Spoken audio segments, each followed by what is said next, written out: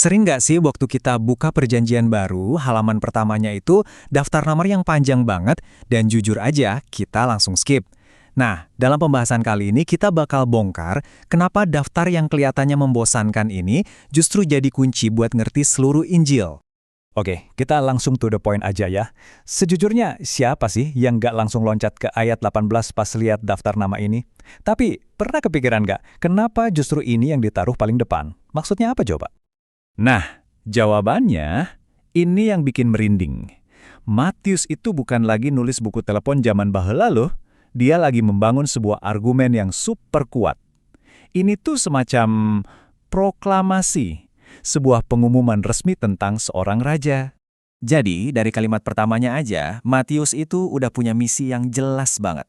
Dia mau buktiin ke para pembacanya, khususnya orang Yahudi waktu itu, kalau Yesus dari Nazaret inilah Raja Penyelamat yang selama ini mereka tunggu-tunggu. Seluruh kitabnya itu dibangun di atas fondasi ini. Dan argumennya ini dimulai bahkan sebelum daftar namanya muncul. Dimulai dari mana? Dari dua gelar yang wow, spesifik dan penuh makna banget. Coba deh perhatiin pilihan katanya di sini. Setiap kata itu dipilih dengan super hati-hati.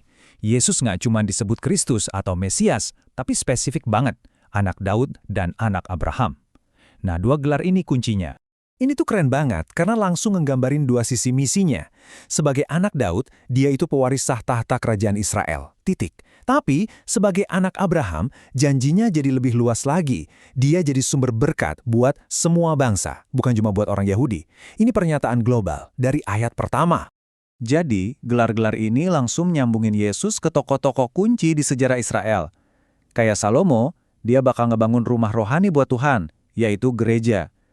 Dan kayak Ishak, dia bakal jadi korban yang bawa berkat buat semua orang, dan pada akhirnya menerima mempelainya. Oke, sekarang kita lihat gimana Matius ngebangun semua ini. Soalnya, bukan cuma namanya yang penting, tapi juga strukturnya. Matius ini benar-benar arsitek sastra yang jenius deh.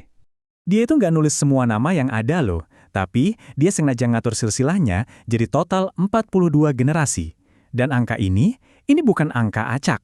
Ini angka yang syarat makna teologis. Silsilahnya dibagi jadi 3 bagian yang rapi banget, masing-masing 14 generasi. Nah, setiap bagian ini nandain kera penting dalam sejarah Israel. Pertama, zaman para bapak bangsa yang penuh janji. Kedua, zaman para raja, dengan segala kemegahan dan kejatuhannya. Dan ketiga, zaman rakyat biasa setelah pembuangan, yang isinya penantian panjang. Pola 3 kali 14 ini indah banget simbolismenya. Angka 3 jelas ya, nunjuk ke Allah Tritunggal. Terus angka 14, itu kan 2 kali 7. Dalam tradisi Yahudi, angka 7 itu sering banget ngelambangin kesempurnaan ilahi. Jadi, struktur ini sendiri seolah-olah lagi cerita tentang gimana Allah Tritunggal bekerja dengan sempurna di sepanjang sejarah manusia. Dan totalnya 42 generasi. Itu juga penting banget. Ingat nggak cerita perjalanan bangsa Israel di Padang Gurun? Mereka tuh ngelewatin 42 perhentian sebelum akhirnya bisa masuk tanah perjanjian dan beristirahat. Nah, ini mirip banget. Setelah 41 generasi yang penuh suka duka, generasi ke-42, yaitu Kristus, datang sebagai tempat perhentian kita yang sejati. Nah, disinilah letak kejeniusan teologisnya Matius. Kalau kita coba bandingin daftar ini sama catatan di kitab Tawarik, kita bakal sadar, Matius sengaja nge-skip beberapa nama. Tujuannya apa? Biar pas polanya, 3 kali 14. Pertanyaannya, kenapa dia lakuin itu? Poin pentingnya begini, nama-nama yang dihilangkan itu adalah generasi-generasi yang erat kaitannya sama penyembahan berhala dan kompromi sama dunia. Pesan teologisnya jelas banget. Jadi bagian dari garis keturunan sang raja itu butuh kekudusan. Makanya, ini bukan cuma daftar sejarah, tapi juga pelajaran rohani. Tapi mungkin bagian yang paling radikal, yang paling bikin kaget dari silsilah ini bukanlah siapa yang dibuang, tapi justru siapa yang sengaja dimasukkan. Gini deh. Di budaya zaman itu yang sangat patriarkal, silsilah itu isinya hampir selalu nama laki-laki. Jadi, pas Matius masukin 5 nama perempuan, itu aja udah luar biasa. Tapi, kalau kita lihat siapa mereka, pesannya jadi makin dalam lagi. Soalnya, 4 dari 5 perempuan ini punya latar belakang yang, jujur aja, penuh skandal. Pertama, Tamar. Kisahnya itu melibatkan penipuan dan hubungan sedarah dengan mertuanya sendiri, Yehuda. Kebayang nggak? Ini awal yang nggak biasa banget buat silsilah seorang raja yang kudus. Lanjut ada Rahab. Dia ini bukan cuma orang non-Yahudi dari kota musuh, Yeriho, Tapi Alkitab juga gamblang bilang kalau dia itu seorang pelacur. Tapi luar biasanya, karena imannya, dia justru masuk ke dalam garis keturunan Sang Mesias. Terus ada Rut. Dia orang Moab, sebuah bangsa yang menurut hukum Taurat itu dilarang masuk ke jemaah Tuhan karena asal-usul mereka dianggap najis. Intinya dia itu orang luar, dari kaum yang terbuang. Dan yang paling jelek mungkin ya, Matius bahkan nggak nyebut nama Batsheba, dia cuma nulis istri Uria. Ini sengaja banget buat langsung nonjokin dosa perzinahan dan pembunuhan yang Daud lakuin buat dapatin dia. Jadi maksudnya apa semua ini? Lewat nama-nama ini, Matius seolah-olah lagi teriak ke kita, kerajaan Kristus itu nggak dibangun di atas kesempurnaan manusia atau darah biru yang murni.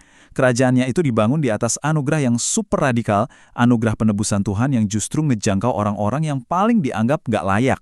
Dan akhirnya, sebagai puncaknya, ada Maria.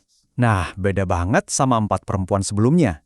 Dia itu murni, bersih, seorang perawan. Ini kontras yang sengaja dibuat.